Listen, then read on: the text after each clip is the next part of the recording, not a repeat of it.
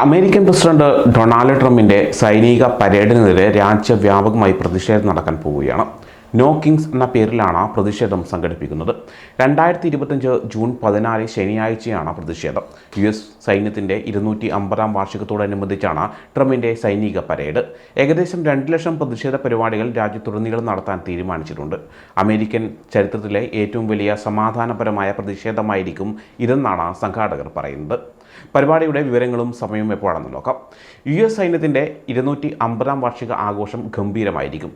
ഭരണഘടനാ അവന്യൂവിൽ വൈകുന്നേരം 6:30 പരേഡ് ആരംഭിക്കും. 23rd സ്ട്രീറ്റ് മുതൽ 15th സ്ട്രീറ്റ് വരെയാണ് പരേഡ് നടക്കുന്നത്. ജൂൺ 14 2 പ്രത്യേകതകളുണ്ട്. ഒന്ന് പതാക ദിനമാണ്, അതുപോലെ സൈന്യം രൂപീകരിച്ച ദിവസവുമാണ്. അന്നേ ദിവസം ട്രംപിൻ്റെ 79-ാം ജന്മദിനവുമാണ്. ഈ കാരണം കൊണ്ട് തന്നെ പലരും ഈ പരിപാടിയെ വിമർശിക്കുന്നുണ്ട്. ഏകദേശം 2 ലക്ഷം ആളുകൾ പരേഡിന് വരുമെന്നാണ് പ്രതീക്ഷിക്കുന്നത്. 6600-ലധികം സൈനികർ, 150 സൈനിക വാഹനങ്ങൾ, 50 വിമാനങ്ങൾ എന്നിവ പരേഡിനുണ്ടാകും. രാത്രി 9:45 വെടിക്കെട്ടോടുകൂടി പരിപാടി അവസാനിക്കും. ഈ സൈനിക ആഘോഷത്തിന് ഏകദേശം $25 മില്യൺ മുതൽ $45 മില്യൺ വരെ ചെലവ് വരും. ടാങ്കുകൾ പോലുള്ള കനത്ത വാഹനങ്ങൾ പോകുമ്പോൾ റോഡുകൾക്ക് കേടുപാടുകൾ സംഭവിക്കാം. ഇത് നന്നാക്കാനുള്ള പണവും ഇതിൽ ഉൾപ്പെടും. ഇത്രയും വലിയ തുക സാമൂഹിക പരിപാടികൾക്കും ആരോഗ്യ സംരക്ഷണത്തിനും വിദ്യാഭ്യാസത്തിനും ഉപയോഗിക്കാവുന്നതല്ലേ എന്ന് പലരും ചോദിക്കുന്നു. ഏകദേശം 30 വർഷത്തിനിടയിൽ നടക്കുന്ന ഏറ്റവും വലിയ സൈനിക പരേഡാണിത്. ഇതിനു മുമ്പ് 1991 ഗൾഫ് യുദ്ധം കഴിഞ്ഞപ്പോഴാണ് ഇതിലും വലിയ സൈനിക പരേഡ് നടന്നത്. നോ കിങ്സ് പ്രതിഷേധം സംഘടിപ്പിക്കുന്നത് 50-51 മൂവ്മെൻ്റ് ആണ്. ഈ പേര് സൂചിപ്പിക്കുന്നത് 50 സംസ്ഥാനങ്ങൾ, 50 പ്രതിഷേധങ്ങൾ, ഒരു പ്രസ്ഥാനം എന്നാണ്. ട്രംപിൻ്റെ ഭരണത്തിൽ ഏകാധിപത്യ പ്രവണതകൾ ഉണ്ടെന്ന് ആരോപിച്ചാണ് ഈ സംഘടന രൂപീകരിച്ചിരിക്കുന്നത്. 2025 ജനുവരിയിൽ ട്രംപിൻ്റെ 2ാമത്തെ ഭരണത്തിന് തുടക്കം മുതൽ ഈ പ്രസ്ഥാനം സജീവമാണ്. ശതകോടീശ്വരനായ ഇലോൺ മസ്കിൻ്റെ നയങ്ങൾക്കെതിരെയും ഫെഡറൽ ജീവനക്കാരെ വെട്ടിച്ചുരുക്കുന്നതിനെതിരെയും ഇവർ പ്രതിഷേധം നടത്തിയിരുന്നു. American civil liberties union, American federation of teachers, communications workers of America, indivisible തുടങ്ങിയ 200-ലധികം സംഘടനകൾ ഈ പ്രതിഷേധത്തിന് പിന്തുണ നൽകുന്നുണ്ട്. ലക്ഷക്കണക്കിന് സാധാരണ അമേരിക്കക്കാർ രാജ്യത്തുടനീളമുള്ള 2000-ലധികം സ്ഥലങ്ങളിൽ ഒത്തുചേർന്ന ഞങ്ങൾക്ക് അമേരിക്കയിൽ രാജാക്കന്മാർ വേണ്ട എന്ന് പറയുന്നു എന്ന് ഇൻഡിവിസിബിളിൻ്റെ എക്സിക്യൂട്ടീവ് ഡയറക്ടർ എസ്രാ ലെവിൻ പറഞ്ഞു. ഏകാധിപത്യം, കോടീശ്വരന്മാർക്ക് ആദ്യ പരിഗണന നൽകുന്ന രാഷ്ട്രീയം, ജനാധിപത്യത്തിൻ്റെ സൈനികവൽക്കരണം എന്നിവയെ തള്ളിക്കളയുന്നതിനായി രൂപകൽപ്പന ചെയ്ത രാജ്യവ്യാപക പ്രതിഷേധ ദിനമാണ് ഇത് എന്ന് സംഘാടകർ പറഞ്ഞു. ട്രംപിൻ്റെ ഭരണകൂടം കോടതികളെ ധിക്കരിച്ചു, അമേരിക്കക്കാരെ നാടുകടത്തി, ആളുകളെ തെരുവിൽ നിന്ന് കാണാതായി, പൗരാവകാശങ്ങളെ ആക്രമിച്ചു, സേവനങ്ങൾ വെട്ടിച്ചുരുക്കി. കൂടാതെ അവരുടെ കോടീശ്വരന്മാരായ സുഹൃത്തുക്കളെ സഹായിക്കുകയും അവർക്ക് കൂടുതൽ പണമുണ്ടാക്കാനുള്ള വഴികൾ ഒരുക്കുകയും ചെയ്യുന്നു എന്ന് പ്രസ്ഥാനത്തിൻ്റെ വെബ്സൈറ്റിൽ കുറിച്ചിട്ടുണ്ട്. ട്രംപ് ആയിരക്കണക്കിന് നാഷണൽ ഗാർഡ് സൈനികരെയും മറൈനുകളെയും കുടിയേറ്റ നിയമം നടപ്പാക്കുന്നതിനായി ലോസ് ഏഞ്ചലസിലേക്ക് അയച്ചതിനെ തുടർന്ന് പ്രതിഷേധം കൂടുതൽ ശക്തമായിരിക്കുകയാണ്. കാലിഫോർണിയ ഗവർണർ ഗാവിൻ ന്യൂസം എതിർത്തിട്ടും ട്രംപ് സൈന്യത്തെ അങ്ങോട്ടേക്ക് അയച്ചു. ഇതിനെതിരെ നിയമ നടപടികൾ സ്വീകരിച്ചിട്ടുമുണ്ട്. ഇത് ഏകാധിപത്യത്തിൻ്റെ ലക്ഷണമാണെന്നാണ് പ്രതിഷേധക്കാർ പറയുന്നത്. San Francisco, New York, Chicago, Houston, Phoenix തുടങ്ങിയ നഗരങ്ങളിൽ വലിയ പ്രതിഷേധങ്ങൾ നടക്കും. US അതിർത്തികൾക്ക് പുറത്തും പ്രതിഷേധങ്ങൾ സംഘടിപ്പിക്കുന്നുണ്ട്.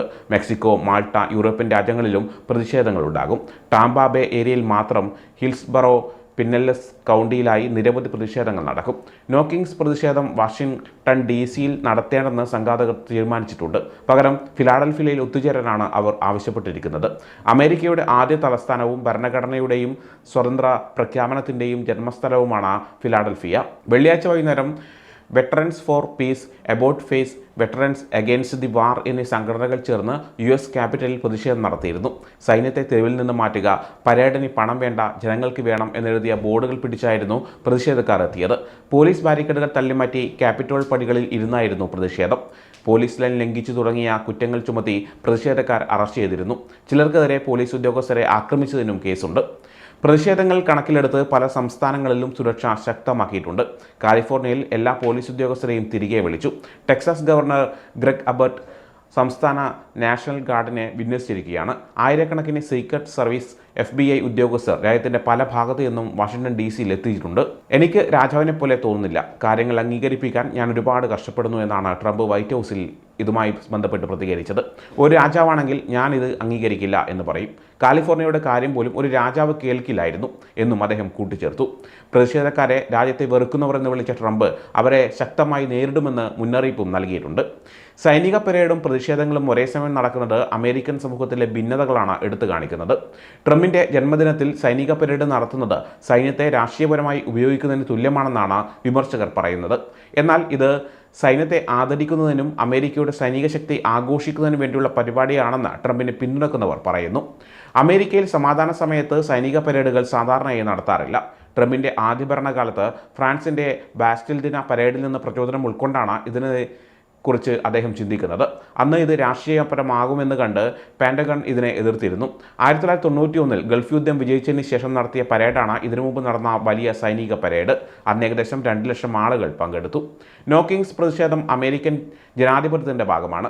സർക്കാരിൻ്റെ തെറ്റായ പ്രവർത്തനങ്ങൾക്കെതിരെ സമാധാനപരമായി പ്രതിഷേധിക്കാനുള്ള അവകാശം അമേരിക്കൻ പൗരന്മാർക്കുണ്ട്. ഈ പ്രസ്ഥാനം ജനാധിപത്യത്തിൽ വിശ്വസിക്കുകയും അക്രമമില്ലാത്ത പ്രതിഷേധമാണ് അവർ ലക്ഷ്യമിടുന്നത്. ജൂൺ 14 നടക്കുന്ന ഈ 2 പരിപാടികളും ട്രംപിന്റെ ഭരണത്തിന്റെ ഒരു നിർണായക നിമിഷമായിരിക്കും. അമേരിക്കൻ രാഷ്ട്രീയത്തിലെ ഭിന്നതകൾ ഇത് എടുത്തു കാണിക്കുന്നുണ്ട്.